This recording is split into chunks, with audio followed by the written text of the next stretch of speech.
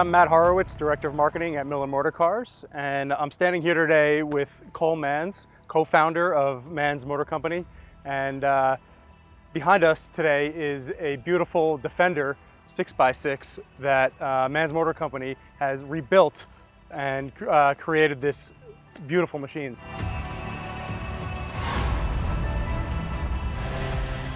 Cole, can you tell me a little bit about Manz Motor Company and what you guys do and how this beautiful vehicle came to be?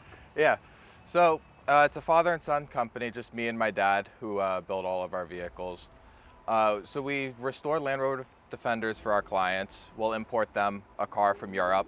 We'll tear it down to the ground. We'll walk them through the complete design process, figure out how they're going to use the car and how we can build them a car that fits their lifestyle the best. For example, this one, very off-road oriented and aggressive looking, or if they want more of just an everyday beach cruiser, we can do that as well. And the same with the engine options. You can do a modern engine, old school Land Rover engine, automatic gearbox, manual gearbox. So we really just want to build our clients a Defender that fits their lifestyle the best. What was the inspiration behind this particular vehicle here? I would assume that a 6x6 is not a very common thing that you're going to see with a Defender. So how did you end up building this particular one? Yeah, so a few years ago we went to England on a business trip to meet with a few of our suppliers, and one of our suppliers over there had one similar to this one.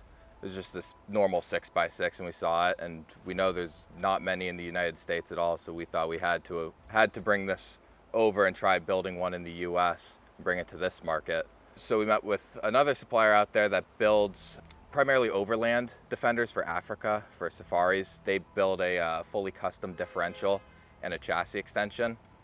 So we got that, extended the stock Land Rover Defender 110 chassis, added the third axle in the rear, and built a custom bed in the rear for it. Got it. So this thing started life out as what? What was the base car for this? So it's a 1983 Land Rover Defender 110. Yeah.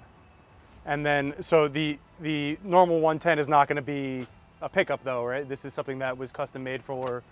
There's certain variants that are a pickup. Mm-hmm. Those started being made in 2000, I believe. So there's only a couple in the US right now of just normal pickups, but 110s typically come as station wagons for the most part. Got it. Yeah, so this one started out its life as a station wagon. Yep. Okay. And so what else? Obviously, this got extended, it turned into a pickup, you added another axle here. What other modifications had to be made to kind of accommodate for this 6x6? We modified the suspension of it. So the middle axle has stiffer springs than the far rear axle to give it a better ride, primarily at lower speeds. So we wanted the far rear axle to mainly just be there for the ride, not doing much work while you're driving, because otherwise the turning radius would be a lot worse. So we have stiffer springs in the middle axle compared to the rear axle. There's a 2-inch lift kit on it to accommodate the 35-inch tires on it. So we had custom wheel arches made from a custom boat manufacturer up in New Hampshire, who made these wheel arches, made them look more like the Mercedes 6x6 wheel arches, gives it a real nice aggressive look for the car. We also put stainless steel side exhausts on the car, again, just for an aggressive look and sounds really good while you're driving.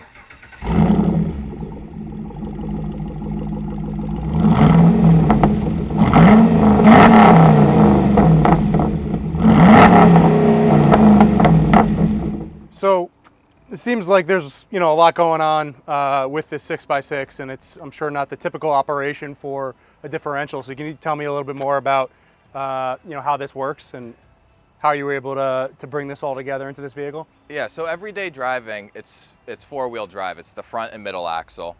And then when you want to have 6-wheel drive, you lock the transfer case, and there's an air compressor on board that actuates the center diff for the middle axle that then sends the power to the far rear axle as well.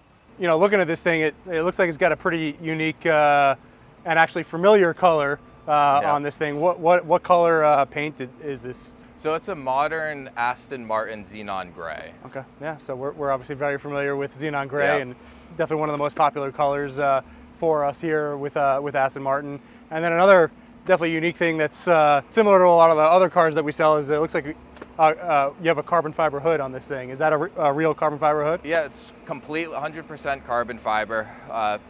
Went with it just to kind of complete that aggressive look of the car. I think it looks really good on it. Yeah, especially with this this Zenon Grey color. That really looks spectacular and definitely adds to the that aggressive sporty look to this truck. Now, as we kind of come around on this thing, these are definitely not the stock lights on this car. Can you tell me a little bit more about what you did for lights on this? Yeah, so all the headlights, tail lights, side blinker lights have all been upgraded to LED lights. The original Land Rover bulbs, they just don't shine that bright. Yeah. And the LED bulbs are just a must for these cars. It makes nighttime driving just a lot better. Yeah. And then we had a custom roof light for the car with 2 spotlights on top that you can toggle inside the cab. And those are also LED lights. Very cool. And then I see also, you fitted it with a Warn winch here. Yeah, 12,000 pound winch. Now, what is the actual weight of this vehicle? So this weighs just about 6,100 pounds, 6,150. Okay. That's actually not as high as I was kind of expecting for something so big. The original Land Rover Defender 110 weighed about 4,800 pounds. Okay. So added a little bit on top of that, just extending it, adding the extra axle.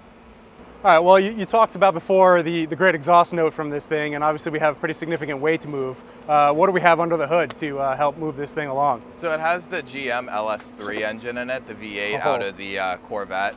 So 480 horsepower.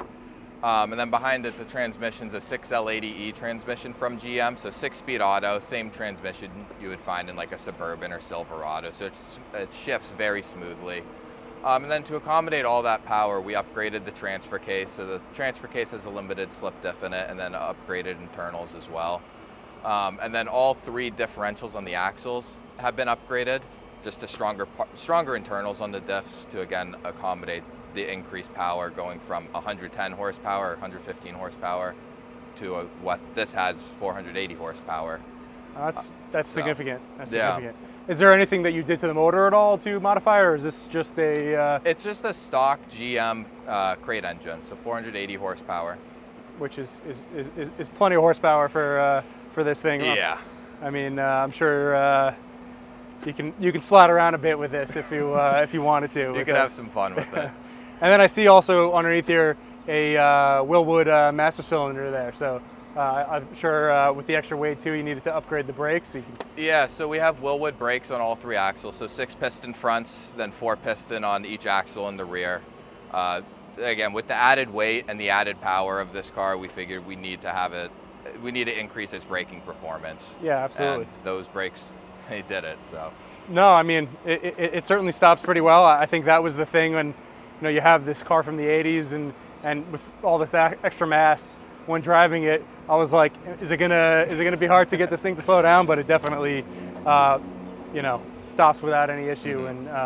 And you feel pretty confident driving this thing. Between the power and the braking performance, it's quite the machine. And actually, another thing I noticed is that I was expecting it to have more body roll, considering what it is, but it didn't really feel like it was rolling around all that much. Yeah, so we fitted a heavy-duty sway bar in the front and a heavy-duty sway bar in the rear just to kind of help with that. And yeah, it makes a big difference. Yeah, it definitely does.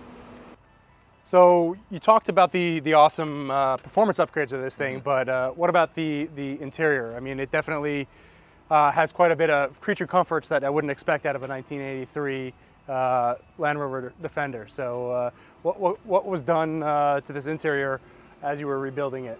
So we wanted to do a very modern interior on this car. So we went with a fully custom leather interior, very modern style to it.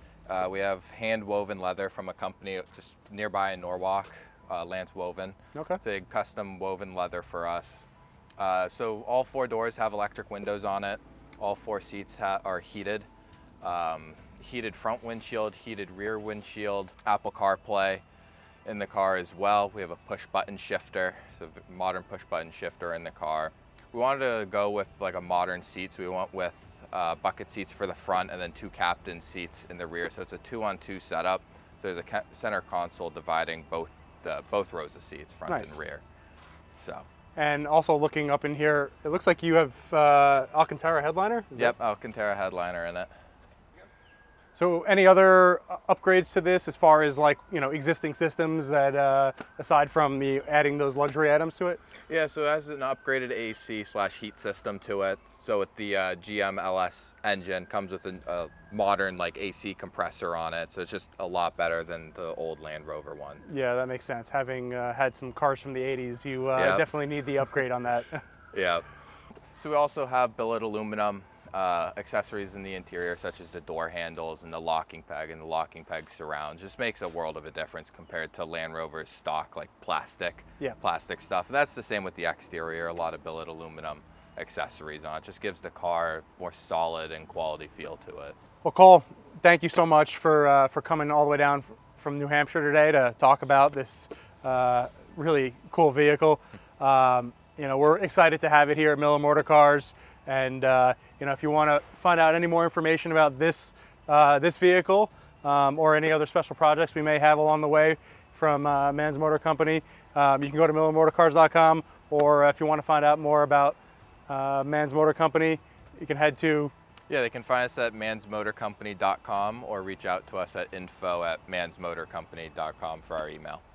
Cool. Well, thank you so much. It's thank you. It's been really fun going over this car and finding out all the special details about this gorgeous build.